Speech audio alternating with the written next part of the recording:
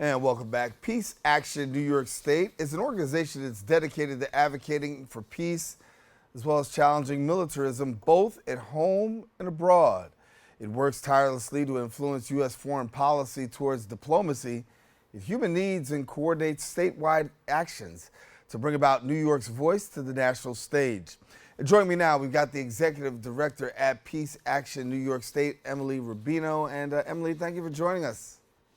Thanks so much for having me. Glad to have you sharing with us. And as we talk about the organization, a grassroots organization that really is with peace at the forefront. When you look at the climate today, obviously you got your work cut out for you. We certainly do. So never a shortage of work to be done. And when we talk about that work, I really want to have an opportunity to talk about peace as you see it. As from the organization's perspective, how do you break down the struggle for peace right now? It's definitely a hard one to break down. I think the way we look at it is if we're working on any one aspect of working towards peace, which we see as not just the absence of war, right, but really peace and justice going hand in hand. If we can, you know, attack even just one part of that, we're helping unravel kind of this larger military industrial complex that we're dealing with that really infiltrates our lives in so many ways. Yeah. And when we talk about part of your initiative, I know you want to really tackle military spending and really seeing a curvature of that. How do we curb military spending from your perspective, given the fact that we are in wartime? Yeah, that's a great question and one that we definitely get a lot. I think what people need to understand about the US military budget is that it is absolutely massive. It is larger than the next 10 countries combined. Over half of our discretionary budget is directly for the military and military programs.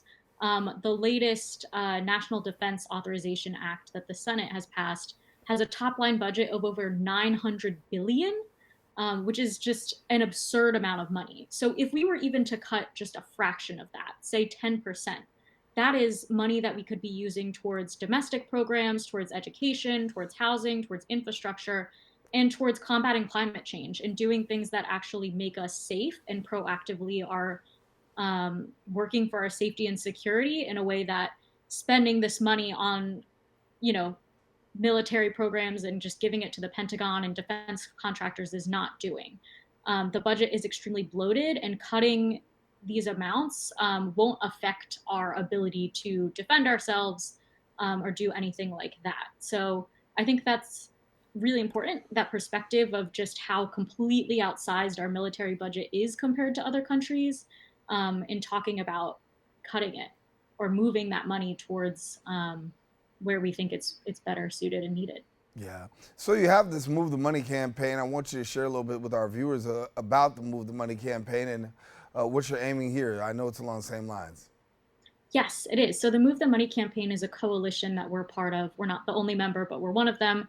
That focuses on a New York City Council resolution that calls upon the federal government and its legislators to move significant funds away from the military budget to fund human needs, as I was just talking about.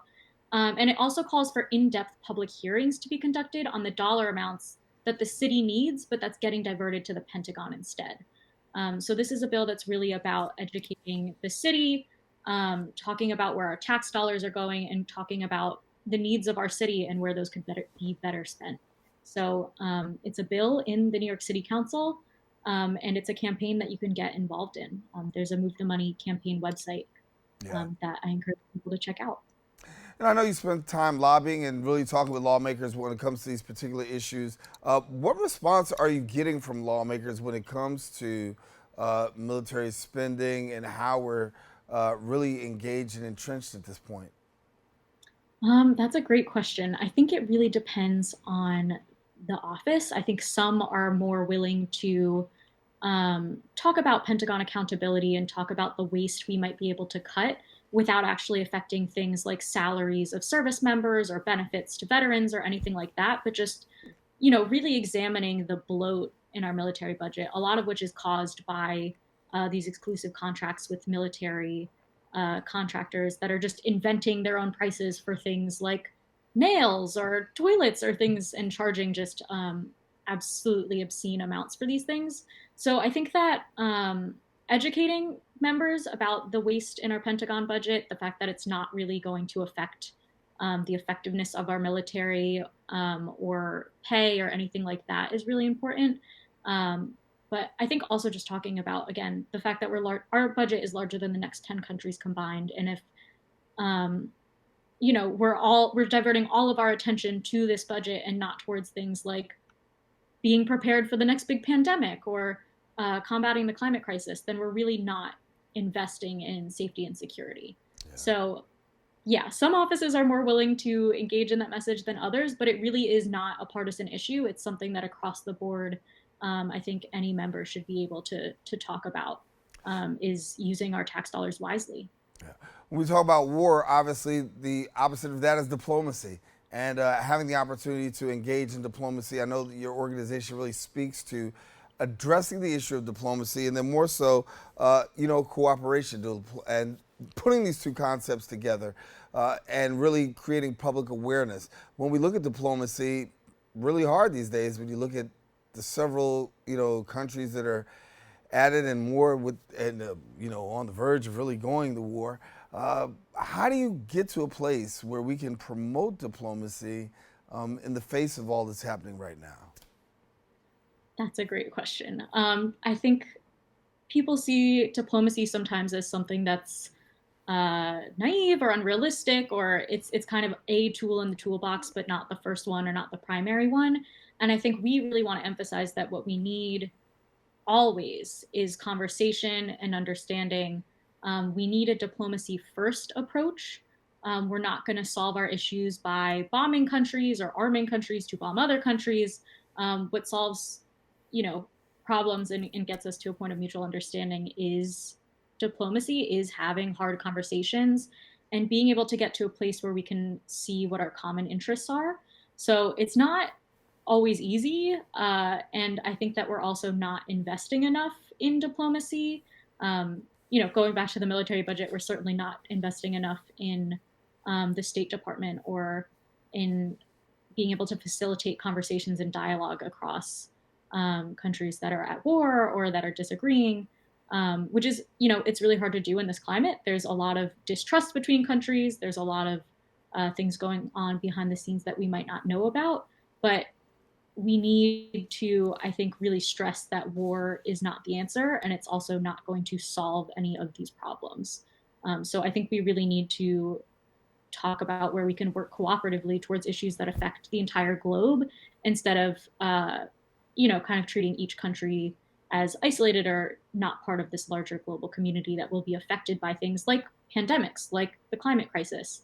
It's things that we really need to work together on. So I don't have the magic answer, but I think that just facilitating conversation and being able to have open lines of communication so there's no misunderstanding or miscalculation on part is really important to make sure that we don't have even more wars. If you had the answer, you would not be on my channel. We'd be doing like live, and I'd be like right there because whoever has the answer to world peace, really, the truth of the matter is, it's a hard topic, but I do understand a couple of things. Number one is that you have to be on the defense given the fact of what's going on, and at the same time, some things can be viewed as extreme in the face of what's going on.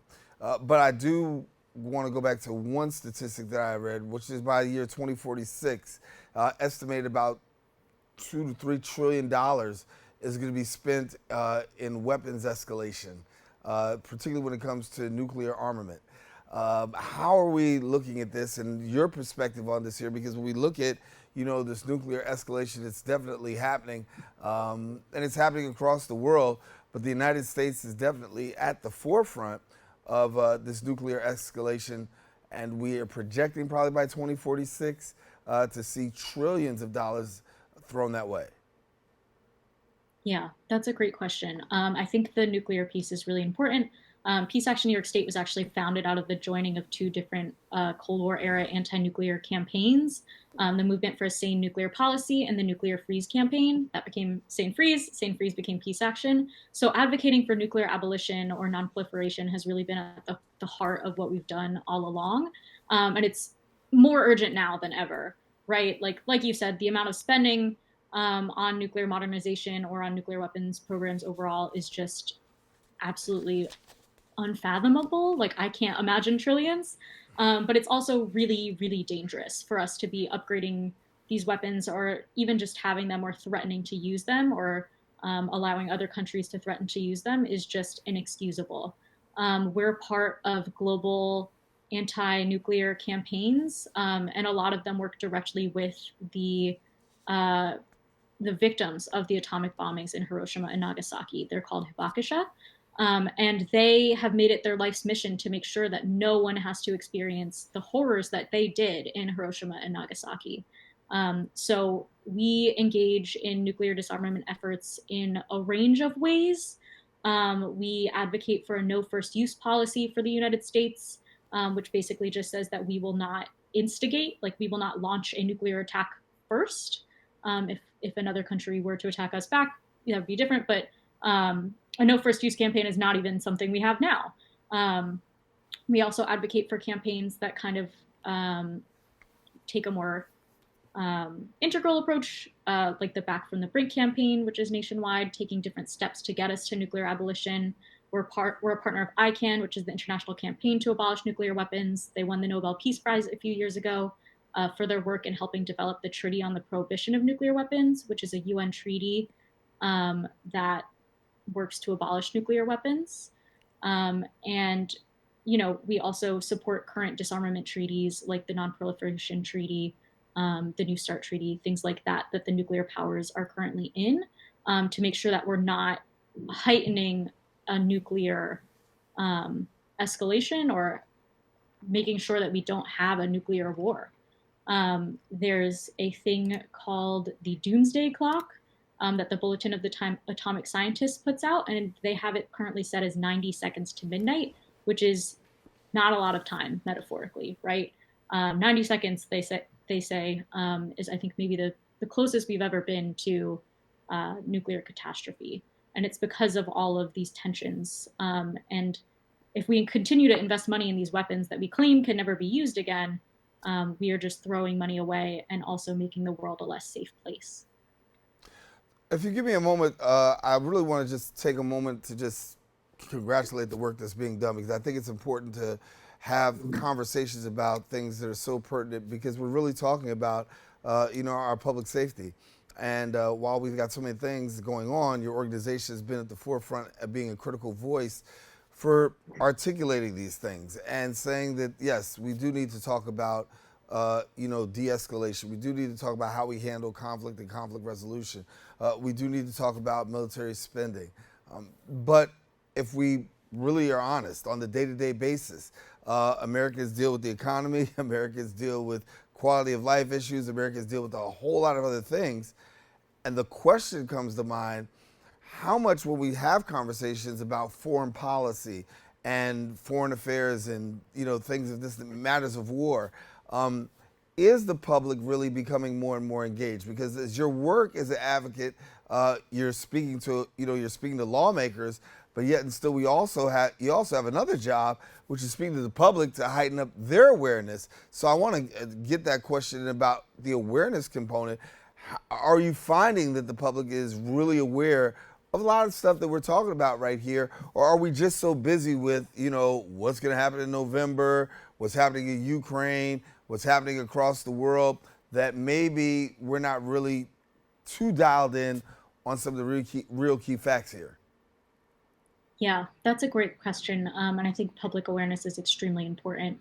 I think that a lot of what we do is seek to educate folks on the connections between our issues, on the way that foreign policy is, delicately intertwined to our domestic issues. When we're talking about the economy and issues around underfunded programs, domestic programs that can't, take place or that we're told there's no money for, it's directly because we spend so much money on the military.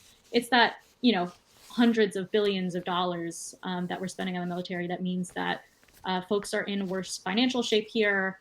And also, I think, I think that budgets can be moral documents. And I think that when we're saying we are willing to spend this much money on weapons, on war, but we're not willing to spend it on things that actually improve the quality of lives for people who live here, that speaks volumes, right? And there's also direct ties between the military and issues we talk about with policing or other things like that. The Pentagon has the 1033 program that gives extra weapons to local police forces that are then used against protesters and activists here within the United States as well. I also think, especially in New York, but also across the country, we're a diverse country. There are folks who have family all over, and a lot of the folks come here or have family that are directly affected by U.S. militarism abroad. So I think it's important both to educate people about these connections.